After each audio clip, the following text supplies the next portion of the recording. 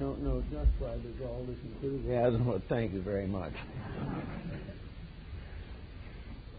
We have an interesting subject today, one which combines several different approaches to philosophy. We know the mandala in Indian symbolism is a cosmic diagram. It is a symbol of existence in its various departments. The two principal diagrams are the celestial and the terrestrial. The celestial being the world of causes, and the terrestrial the world of effects. It is assumed that by the study of these symbols, which were first brought to Asia sometime at the beginning of the Christian era, that the study of the esoteric sciences could be advanced rapidly, and the human being could be gradually transformed into a higher and more perfect being. Actually, the mandala is a symbol, and symbolism was the most ancient of all languages, for it is the only way that antiquity found of describing invisibles. If you could not relate something to a form, and it remained as an idea, and you wished to communicate it, it was very often necessary to develop a special means of transmission, especially if the subject was sacred and there was no way in which it could be simplified. These internal symbolisms were gradually built into formal diagrams. I remember once when I was in the city of Baroda in India, there was a museum there that was devoted largely to the paintings of Tagore. But among all the pictures, there was a kind of panoramic vertical scroll, probably 8 or 10 feet in length, 2 feet in width, covered with tiny figures. And in the design, there were thousands of little lines coming out from practically every pore of the human body, every nerve end, every vein, every artery, all the various structures, including the larger ones, such as the organs, the brain, all of these different parts of man's constitution, each one of them terminated in the figure of a deity. There was a god for each nerve, and they had identified them. Now, this is a little difficult to accept, probably, among Western people, but the main point is that the body is definitely a diagram. It is a symbol of what is inside of it. The physical attributes bear witness to spiritual potentials. The search, therefore, for the meaning of self very often requires a study of this diagram, which we may call the personality, that part of ourselves which bears witness to the vast invisible potential behind it. This personal diagram, therefore, is made up of several different levels and layers of symbolism. In the first place, it comes into conflict with a number of Western scientific points of view, one of which, of course, is the law of heredity. The law of heredity would not be accepted to those who study the mandalas. The reason being that the law of heredity would assume that the individual is merely the consequence of his forebears, and this is entirely contrary to nearly all of the esoteric philosophies. That the individual should be only the continuance of a bloodline, that his own personal actions should be dominated by the careers of his forebears, that all the different attitudes and abilities and delinquencies inherent in him are of some other origin than his own, is a little dangerous to the development of personal integration. It is not needed or appropriate or honorable that we should be merely the continuation of a series of previous persons or generations, more or less delinquent. We are rather than be unaware that taking a modern family, where there are several children, we will find that heredity does not work very well trying to understand these children. They may be born from the same parents, brought up in the same community, live in the same house, and attend the same schools, but they are not the same. Heredity does not affect them all in the same manner. One of these children is an outright extrovert, determined to live its own life in its own way. Another is inclined to a serious neurosis, which may continue throughout the entire period of their lives. Each of these persons is an individual, bringing with him into embodiment the total of his previous achievements, both to his credit and to his debit. Each one of us must do something to take care of the symptoms of our own needs. Our personalities reveal to us reasonably clearly where our achievements have been made and where our failures have been written down for the future. We are all combinations of achievement and delinquency. This is inevitable because we are imperfect. But there is also a possibility of a thoughtful individual making a sincere effort to correct his own mistakes. And in order to correct them, he must understand them. He must know why they are there, where they came from, and why he should be plagued today with something he does not even remember out of some past time. So it is very important to recognize that the personality as a complete integration can be considered a mandala, a meditation symbol.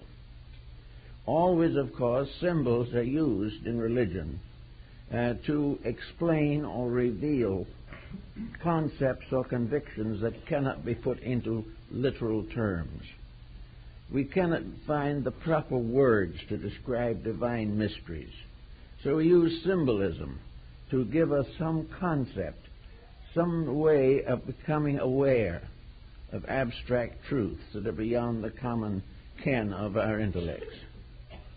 So our point today is to see what we can do to study this personality factor as we have brought it into this life. This factor goes to work probably by the time we are a year old. It was there earlier, but probably no one was aware of it. But by the time a child is a few years old, it becomes evident that it is an individual, and that this individual, because of its temperament, because of its internal pressures, is going to make a series of occurrences with which to surround itself. Some of these occurrences are going to be benevolent, others are going to be very difficult, some are going to be dangerous. But the individual is the source of them. He is constantly revealing the pressures within himself. Now, between the pressure, which is a strange, dark mystery on the inside, and his personality on the outside, there are a series of levels or stages of arbitration, bridges between principles and their productions. These bridges include the mind and the emotions. The individual, of course, as an infant, has very little control over either. But as it gets older, it discovers that one of the reasons for existence in this world is self-discipline. Failure of discipline is going to hamper the life throughout all the years. The undisciplined person is going to gradually become the victim of his own mistakes. As we see today, the undisciplined younger generation struggling with the problem of narcotics and alcohol, struggling with all kinds of restrictions and limitations arising from lack of thoughtfulness, lack of interest in self-analysis. If these young people, even though they get into trouble, would learn something from the trouble, then the symbol in the mandala would be advanced. We would see the reason for something, we would see the need for it, and finally we would be impelled to the accomplishment of that which is necessary. Unfortunately, we don't think through things that way here in the West. Actually, in the Orient, there is greater emphasis upon these matters. And while industrialism is undoubtedly affecting adversely the cultural lives of many culture groups, it still remains true that for the most part, the Oriental is aware of his own heritage. He is aware of the heritage of culture from which he came. He has been brought up in a strong atmosphere of religious philosophy. He has been told that all these sacred pictures and dramas, all the plays and statuaries and paintings are part of a great revelation, a revelation of the mystery of life, mystery of being. Now we may say that if this is true, why are all these revelations so definitely different? Why should the Chinese approach it one way and the Hindus another? The answer is very obvious. They are both approaching it in the same way, but with different terminology. The symbolism in its obvious physical form is different. The symbolism in its principles is the same. All of these great systems of ethics have one solid foundation. There can be but one right, even as there can be only one light of one sun shining upon the world. So that all these different groups are being impelled towards the investigation of themselves. They are being impelled to think more clearly about the temperament, the personality, the integration that is within them. John Caspar Lavater, the great physiognomist of the 19th century, late 18th also, wrote a very comprehensive work on the ability or possibility of determining the nature of every individual by his appearance. Something about each person tells a story of himself. But of course he's inside of himself, therefore he cannot look at it from the outside. He doesn't see what others see. But Lavater pointed out that one skillful observer can determine the life patterns of almost everyone with whom he comes in contact. This idea so fascinated Goethe that he spent a number of years studying with Lavater to discover the internal potential of the individual by watching him. The Hindus have what is called a science or art of gesture. They make a science out of observing how people use their hands. Now the hands then, as in the case of the Shingon Buddhism, are mandalas. And in the sacred books of the Shingon, the two hands are depicted as symbols of the celestial and terrestrial worlds. Lines, dots, figures, and marks upon them indicate the development and integration of the human being and also point the way to his responsibilities in this life. But in any event, we will say that the hands are watched with great care. I have a little book in the library written by some Indian seer long, long ago, in which he said that when a physician is watching a patient, the patient comes in and sits down. This physician sits and looks at him. After a few minutes, of course, unless the physician says something, the patient is apt to become fidgety. You want to know why he isn't getting any attention. And in the course of the fidgets, he makes a series of motions. He moves his hands, he scratches his ear, he knocks his fingers together, he moves his arm, he shifts from one side to another. And by the time he's made about 8 or 10 of these motions, the physician has a complete diagnosis of his ailment. Nothing else. We are the embodiment of our ailments. We bear witness to them every moment and do not know it. And all of these different conditions that arise in us gradually affect our daily living. Little by little, we realize that other people who are not skilled in these matters have still a psychic awareness of them. Some people get hunches about other people. They're quite sure that an extrasensory perception is at work. This is not necessarily the case, however. The observer has within itself or himself the power to estimate the things seen. There is a very good story in that point about a famous bank teller who was very successful in preventing miscarriages of economic justice. A person would come to cash a check, and the teller would look at him and know instantly that the man was not honest, that the check was not right. And he would go to check it on the records and the signatures and so forth, and he was always correct. And he was asked how it was that he was able to see a crook by just looking at him through the bars of a teller's cage. He said, it's very simple. The moment he comes near, I see certain symptoms. One of the most common being perspiration. I see a dampness on his features, which tells me he is afraid. So all these little details put together make a very good art or science of interpretation.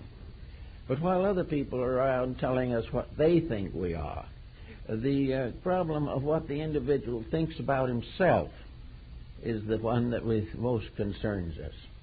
To know how we can estimate our own place in this great game of life in which we are all involved. We can begin perhaps by looking at a sort of diary, if we want to. We can think back in our lives to the things that have happened to us. We can know a little bit about our own reaction to all the different occurrences through which we pass. And then we come to a Mandala integrity, namely, that every reaction is a revelation. Our instantaneous, uneducated or unconditioned reaction to a circumstance tells what we are. Why we have done this, we do not know. Why we did not react in some other way, we do not know. But the way we did it is a statement of what we are. So we can look back over a series of years and see how we reacted to the circumstances with which we are surrounded. What was our attitude when in school? Did we enjoy study? Did we have a pleasant association with our teachers? Did we develop a group of young friends of our own years, some of whom remained friends over a lifetime? What was our reaction to study? And most of all, what subject most interested us? Were we good in spelling but poor in arithmetic? Were we very interested in reading but never did develop an attractive handwriting? We probably covered the latter by the idea that we probably would never use it anyway because we would type all our lives. But anyway, what were our reactions? If we were reading books, what kind of books did we like? Did we like heavy reading or very light reading? Did we read to be entertained or instructed? Did we like adventure? Were we interested in sports? Were we concerned with romantic fiction? Today, what makes us turn televisions on and off? All of these things are constantly telling something about ourselves. And they tell us something else, that we have an almost incurable determination to cater to ourselves. Whatever we want becomes important, real, and proper. We do not consider the need to re-educate or to release some part of an over-self that we all possess. We know that we have faculties by which we can observe. We have powers by which we can reflect upon things seen and heard. But we do not, generally speaking, try to put this all together to make a person. We do not try to understand the motives behind our own reactions. We do not know why we are quick-tempered, or why we develop streaks of melancholy, or why we are jealous of other people, or why we are willing to contribute to delinquencies of others or to develop delinquencies of our own. All these things tell us something, but most people are not listening. They do not recognize that all these are the departments of an imperfect personality that is growing up in the midst of its own mistakes and is continually making them and very seldom finding ways of correcting them. Now, to meet this emergency in the Orient, the mandala symbols are classified, made into patterns, and the individual is instructed in the selection of symbols suitable to his needs. We don't have any such instruction at the present time, at least formally speaking, but we do have the pains and sorrows of misuse or misunderstanding. We soon develop the ability to realize when we are in a dangerous situation due to our own conduct. The situation we accept gladly, that we are responsible, we are reluctant to assume. So all around us and within us are masses of unfinished pressures that represent a vast diagram. And this diagram is something we have to live with and something we have to work with throughout the years of life. The failure to accept the truths of things that we experience inwardly, this failure tends to shorten life, increase the probabilities of illness, and detract from the probabilities of happiness. These things have to be faced, but no one seems to really want to face them. And the evasion is that it is not ourselves that are to blame. It is the nagging, the unpleasantness, the dispositions of those around us. We are hurt by others and therefore react, hurt. Whereas the more they hurt, the more we react, and pretty soon we hurt worse than they do because we haven't faced anything clearly. The mandala, according to Jinggangshu Buddhism, is a great pattern of order. Everything is in proper equilibrium. And the vast design of the interaction of life factors ends in a magnificent symbol, a radiant, glorious, balanced device that is a masterpiece of art as well as a basis of a great philosophical instruction. The proper mandala is balanced. The proper personal life is balanced. And the individual who balances his life has, as a result, a strength of faculty, a development of inner resource, not possible in any other way. In the West, most people looking for instruction go to others, whereas in the East, the tendency of the individual is to seek within himself the causes of his own infirmities. There's a reason for everything, and that part of our lives which have been parts of our lives which have been well lived bear witness to an integration we've already attained, whereas the problems still challenge us to some other approach to the matter. In the European theater of things, during the 17th century especially, there was a great literature developed, emblemata, emblem books. Emblem books were written originally, probably, for the edification of children.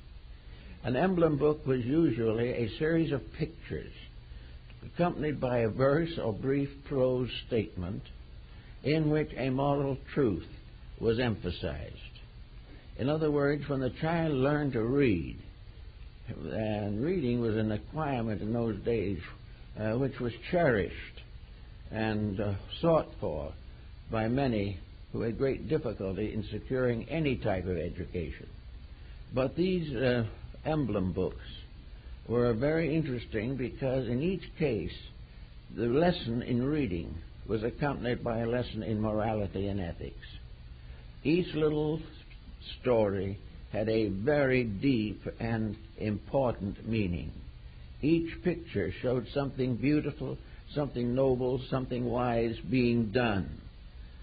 Each picture also resembled a beautiful landscape, reminding us that the world around us is also a mandala. The great tree is a mandala. Flowers blossom in the form of universal patterns. Everything is part of one great life picture, and this life picture is available to us all. And the most important part is that it is not as difficult to find this picture and work with it as many people believe. An artist, for example, will find some interesting thoughts in this field. I talked to a well-known artist one day and tried to discover how he made some very beautiful natural pictures that were acceptable for drawing rooms and living rooms by people who wanted something artistic and pleasing. He told me, for instance, that he sat down with his sketch block and did a landscape that pleased him. He sat quietly looking out over the countryside and the hills and saw a little farmhouse and so on. When he got back to his studio, he began to put this together as a picture. And as the picture developed, it became a symbol of a truth moving from nature through him onto paper or canvas. The scene was censored by his own sight, by his own judgment, by his own integration.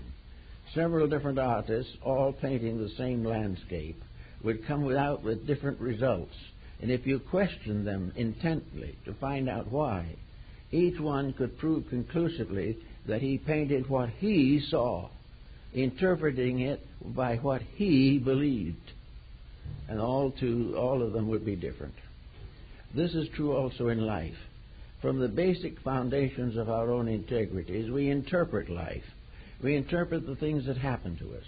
We interpret the sorrows through which we pass, the failures with which we have to abide, and the various natural emergencies by which our conduct is constantly agitated.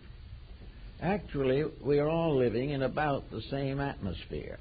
Some in the city, some in the country, but all on the same planet. And most of those living on the planet do it differently. They also regard, usually, the planet as an enemy. They think of the enemy as something that is hurting them all the time. They look at wars, they look at pestilence, they look at droughts and crime, and see what might be considered to a diseased environment. But they're not willing, for the most part, to come down personally and admit that this is the environment they have earned for themselves, that they are getting what they themselves deserve. And if this is not quite enough inducement, then a challenge is there. Nature will never permit anything to settle down quietly into the peace and comfort which it visualizes as desirable. We will never be allowed to go anywhere on flowery beds of ease. We are going to find rocky roads wherever we travel. The point of the matter is, if we didn't deserve it or can't figure out why something happens to us, then it is necessary to realize that it may be a challenge. Something is unfinished business in ourselves that has to be symbolized in order to come to our attention. In the old religious world, people were tested about their convictions. They went through initiation ceremonies. They had ritualistic relationships with life. They gathered together under instruction of teachers and became sages in due time. These individuals were taught how to look at things, how to understand them, and when an emergency arose, how to face it without a compromise of character. When we get enough temptation, we give in, and it doesn't usually take such an awful lot of temptation to achieve this end. Actually, we do not realize that everything that comes that needs solution should be solved, not avoided or evaded. We should take the lesson, head into it, and do something about it. And in doing something about it, we have to use a whole group of faculties within ourselves. It's very easy enough to do something about an unpleasant situation if we are willing to hurt people.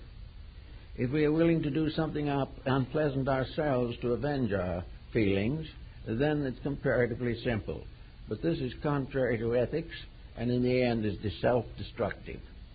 To work the faculties of life so that in a crisis, all of the parts of the mind unite for a constructive, creative proper solution to a situation that may arise. We are not supposed to live simply to cater to our own personal feelings and sacrifice the good of others to our jealousies, envies, or unpleasant attitudes. We are supposed to find solutions fair to everyone, including ourselves. We are not supposed to leave ourselves out of the picture, but we must solve it in a way that we can be proud of ourselves and justly realize that we have done the right thing. So to find all these solutions, we have to look inside of the person to find the faculties. Fowler describes 43 faculties of the human brain, all of which had their ethical meanings. Among these faculties was veneration, also combativeness. One faculty made a good parent, another made a good public servant. Another group of faculties emphasized the arts, and another group the sciences. Now, a person coming into birth with one of these groups prominent or predominant would most likely drift into the field of that specialization. Up to a certain point, this is good, but nature is not very fond of specialization. Nature permits it because nature has time enough to permit the specialist to pass through a whole cycle of different specializations. But an individual who, having a certain group of faculties, allows himself to be tyrannized by them, finally ends disillusioned or disappointed, and if in public life, contributes usually to the misery of other persons. It is therefore necessary for every specialist to become grounded in a general pattern. In other words, in the mandalas, one of them, there are 9 divisions. Of these 9 divisions, each one can be made as a world pattern in itself. These 9 divisions are such that they are separated frequently and presented as separate pictures, each one of the 9 having a special meaning of its own. But altogether they form one major picture, and this major picture means that it constitutes the kind of balance or normalcy within a person which enables him to live well with a specialization and also to maintain a generalization. Where the specialist becomes too intense, he immediately begins to downgrade the achievements of other people. His own particular specialty becomes all important. There, everything in the world hangs on him and what he is doing. Gradually, this turns him into an arrogant egotist and also shuts off from him the inspirational faculties which he really needs to complete his own project. The undevout scientist is in a very bad spot, but he doesn't know it. But the thing he is searching for will elude him as long as he remains a materialist. Therefore, if he discovers this in himself, it is high time for him to think something about it, instead of trying to bluff his way through, doing it as he always has done it, and suffering as from what he considers to be the persecution of those around him. Now, in personal family life and relationships, the mandalas form families. The family is a symbol of universal integrity and universal equilibrium. The family represents the major basic elements of human society. A family is a unit. A family is not only a gathering of 3 persons to get along together. The family is a means by which this gathering becomes the physical source of the perpetuation of the race and the psychological source of the unfoldment and evolution of each of the members. Therefore, in the family, we have a great pattern, a great symbolism, represented by the 47th proposition of Euclid. This represents the most important unit in society. Confucius points this out very clearly. Here is a pattern which could be diagrammed and is diagrammed into many different departments, all of which arise from the one simple unit with which it all begins. Now, this unit itself is the objectification of something inside of each of us. For all 3 of us have the same basic triad that constitutes the family. We have the mind, we have the emotions, and we have the actions. The mind and the heart and the hand must work together. These three are the units of a balanced individual, just as surely as the parents and the child are the equilibrium of the family. Confucius pointed out that the family becomes, therefore, not only a representation of a personal equilibrium, it not only represents a series of moral growths, but also becomes a proper symbol of the universal government. In a family, if someone in it is a tyrant, the family is basically destroyed. The lack of joyous cooperation, the lack of the recognition of values, the lack of dignities, the lack of sincerities, and the constant development of individual selfishness, willing to sacrifice the unit for its own advancement. All of these are parts of a negative mandala. And in the Tibetan system, this type of mandala is shown with a monster in the center of it, the monster of selfishness, by means of which all good things are turned into evil. A mountain of misdeeds heaped up through self-centeredness. The self-centered avenger is that the individual always fails. He cannot be selfish and right. So the family, in which each member decides that it has to live its own life with no consideration for the others, is always a disgrace to humanity and society. On the other hand, it is quite possible for each member of the family to contribute to the improvement of the others, help them to achieve their ends. Therefore, in a good family, selfishness has to be sublimated. The selfish family will always be a failure. I have people coming to me all the time, bringing the stories of selfishness that has destroyed what might otherwise have been a very good and substantial life.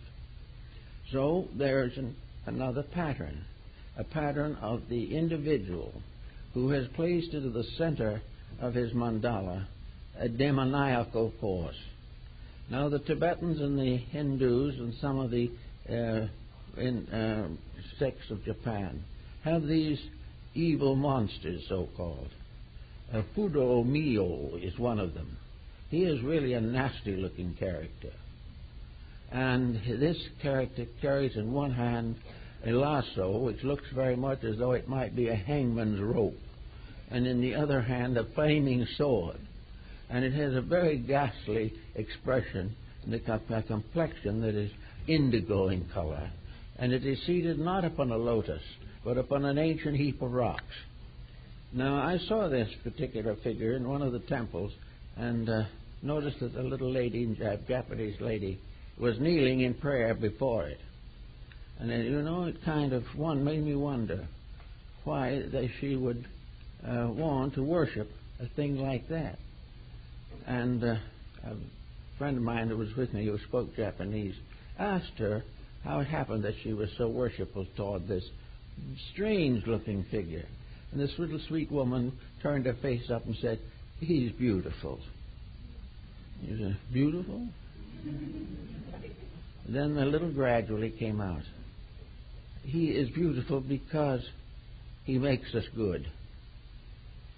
We're not going to be able to be bad with him around. And it finally turned out that this figure was the comic aspect of the Supreme Being himself, the great deity of deities. When we go wrong, it becomes the symbol of the punisher. For the punishment is ourselves.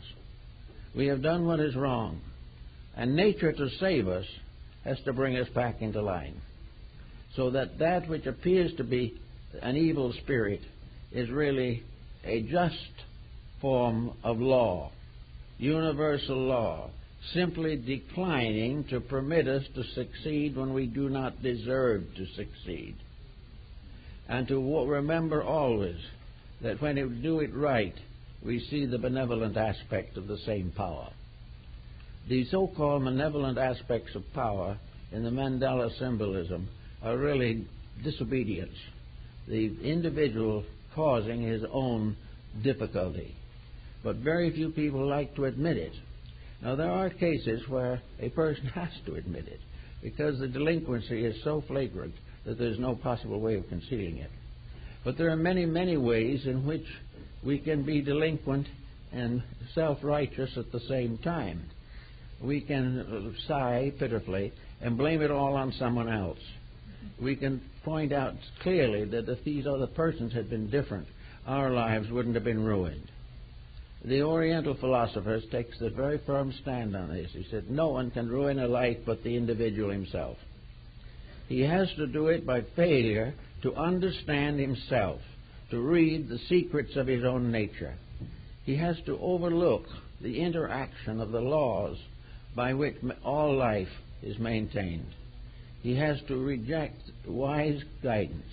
He has to overlook good advice in order to really bring himself into serious difficulties. It is beginning to become more obvious today that the only answer to some of the most desperate situations that the world faces is the individual solving his own problem, finding ways to come to the truth of things which he has nourished in falsehoods for many, many ages. Now, the mandala also becomes a symbol of soul power. What is inside of the person? What is the divinity that is behind this mixed and confused appearance? Well, first of all, in every living thing is something that is not to be described.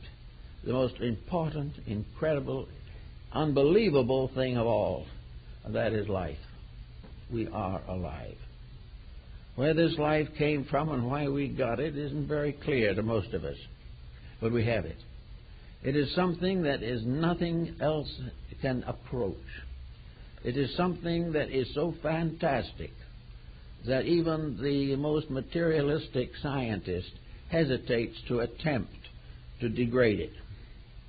It is something that we all have. This life, which is the power to see, to think, to hope, to believe, to love, to labor. All of these different achievements are locked within this spark of eternity within ourselves. This spark of eternity is manifold and many manifested, but it's there. One individual will react with art, another will build a better mousetrap, but it will be there somewhere. Always this spirit light is the basis of the infinite and inevitable success of everything that lives. This power is something we are not supposed to waste or abuse. This is the power of sacrament. This, in a mysterious way, is the mystery of the atoning blood. Life within ourselves is pure. It is conditioned by the mind, by the emotions, by environment, by prejudice and opinion, by bigotry, but the life itself is clear of all these things. Therefore, each person who is growing, really accomplishing something, is one who is gradually removing the impediments which prevent the natural expression of life.